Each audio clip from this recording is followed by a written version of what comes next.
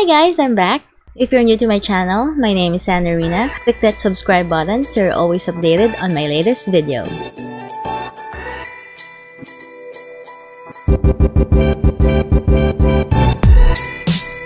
Nasa bahay ako itong Sunday kaya nakapanood ako ng Studio 7 at nakapag-record din ako agad.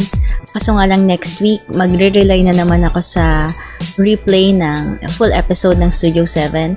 Kaso nga lang, lately, tinatanggal na kaagad ng GMA yung upload nila. Kaya sana, stay nyo naman kahit hanggang Monday para makapanood naman kaming mga hindi nakapanood nung Sunday. At kaya rin ako naganahang mag-record kaagad dahil sa dalawang to. Sila ang may kasalanan. Joke lang. Sobrang kilig yung ginawa nila. Sabi sa FB post ng Studio 7, may pasabog sila Raver and Julian. Something na will make our hearts race. Kaya naman bago pa magsimula, excited na akong manood.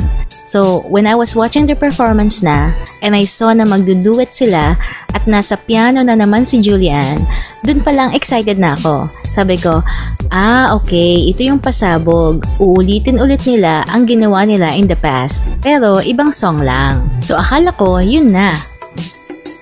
Tapos, may biglang dance. Sabi ko, okay, ito yung pasabog.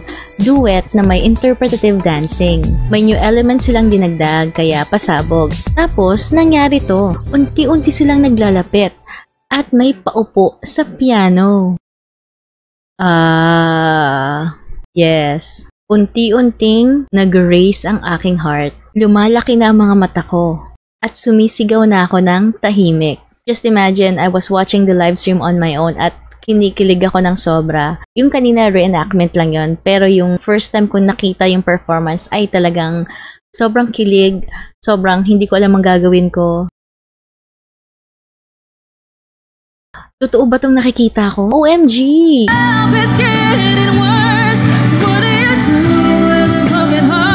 Ito ba yung pasabog nila?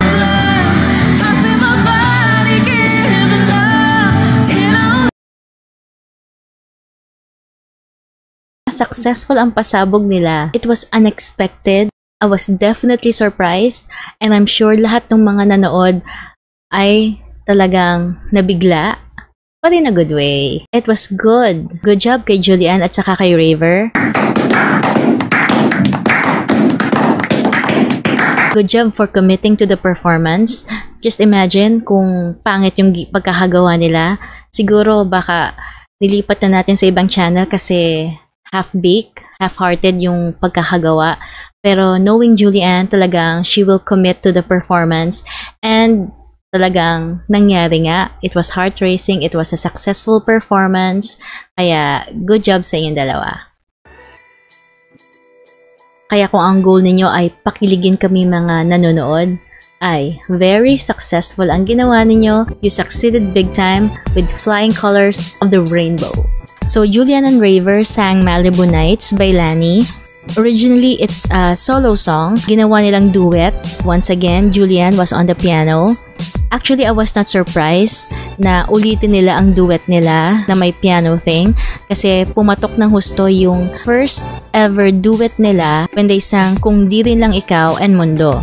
And if you have watched my reaction video on episode 5 of Studio 7, I praised the show for coming up with that concept because it was different and it was unexpected and it turned out good. It was unexpected because it was the first time na nakita natin at narinig natin si Raver na kumanta. Tapos, ang ganda ng mga ngitian nilang dalawa kaya pumatok talaga yon. And I clearly said na sobrang kinilig talaga ako sa number nila. At matagal ako nakaget over sa production number na yon. And tingin ko, ganun din ang mangyayari sa ginawa nila ngayon. And I also said na I want them to be together kung pareho silang available. That time, pareho silang may love life. Until recently, Julian is single again. So ngayon ba, ipupush ko yon? My answer is no. As much as I like them to be together, pero hindi pwede kasi Raver has a love life and si Julian is still mending a broken heart. So sakit sa ulo lang kung tatahakan nila ang landas na yon. So, wag na lang. Sa nakikita ko naman sa kanila, pareho naman silang level-headed kaya hindi mangyayari yon. What I want is for them to have more production numbers like that. Kasi patok sila. I think kaya nagiging maganda yung performance nila kasi knowing Julian, gusto niya talagang makapagbigay ng magandang performance. I think ganun din si Raver. Kaya together, nakakapag-produce sila ng magandang output. I think baka i-take advantage siya ng GMA for future projects. Pero sana wag love team. I think they are beyond that na. Julian is already good as a solo artist.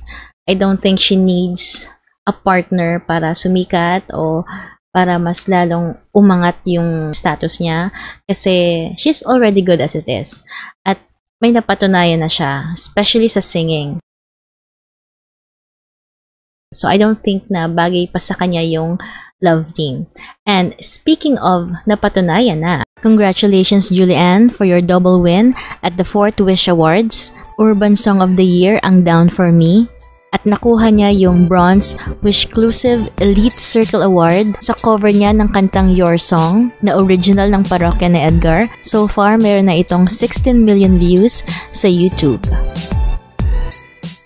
Mas magandang makilala si Raver as Raver lang as an artist. More projects na lang for them. Kasi pag love team, nakakahon sila. Dapat sila lang yung magtatambal. Which is not good, I think, as an artist. Para sa akin, hindi ka mag-grow na ganon. Para sa akin, mas maganda yung naitatambal ka o napapartner ka sa iba't ibang mga artist din. At dahil nag-grow ka personally sa career mo, patok pa rin yung tandem mo kahit kanino ka i-partner. Ang ganda ng timing ng pag-transfer ni Raver sa GMA. I think mas gumanda yung career niya. Ngayon, mas nadagdagan yung range niya as an artist. Hindi na lang siya dancer or actor. Singer na rin siya. And as I've said sa episode 11 and episode 12 reaction ko sa Studio 7, sana mabigyan na ng album si Raver. Kahit single muna, basta original yung song at bagay sa boses niya. Kasi tikin ko, papatok yun sa audience. Kasi so far, he is doing well sa Studio 7. Kaya, good job sa nag-cast sa kanya sa Studio 7. At dahil nagustuhan ko ang performance nila, tiningnan ko tuloy yung Malibu Nights sa YouTube at ang sad pala ng kantang ito. Kasi turns out na ang Malibu Nights is a song for hearts that are broken. Well, lahat naman na siguro tayo ay nakapag-undergo na ng ganyang sitwasyon. Maganda yung pagkaka-capture ng lyrics. Sabi, what do you do with a broken heart?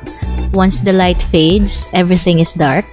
Tapos meron pang, I wish I wasn't going home, dealing with it on my own. O diba, nakakawasak ng puso. Sa lahat ng naka-experience na ng breakup, totoong-totoo ang mga lines na yan. Okay lang naman kumanta ng mga ganyang kanta after a breakup because we have feelings. It's normal na you want to express yourself. It's normal na you want to express yourself because sometimes words are not enough. Kaya mas magandang ikanta na lang. Maganda nga yun kasi mas mabilis na makakapag-move on yung isang tao kaysa kinikim-kim lang. Teka, ano ba yan? Bakit tayo napunta sa love life? Well, related pa rin naman kasi Malibu Nights yung ginawa nila yung kanta, which is a sad song. At malalim yung kanta, guys. Makaka-relate ka sa pain habang binabasa mo yung lyrics. And if somehow you are in pain right now, huwag kang mag-isa, especially kung masyadong negative ang naiisip mo tuwing nag-iisa ka. Surround yourself with good people and spend time with your family. And if you are in pain right now, be patient with yourself. Give yourself the freedom to feel pain because it's natural and it will pass and you will move on. Sobrang nakakakilig talaga yung ginawa nila. Actually, isa sa mga naalala ko nung pinaupo ni Raver si Julian sa piano ay yung Korean novela na Strong Woman Bong Soon.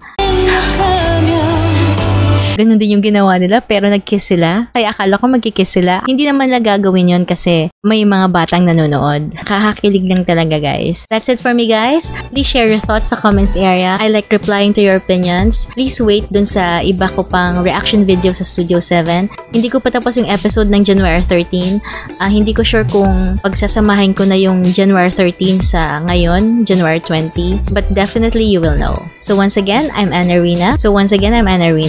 Subscribe, like, and hit the notification bell para lagi tayong magkita dito sa YouTube. So thanks for watching and watch my other videos too. Bye!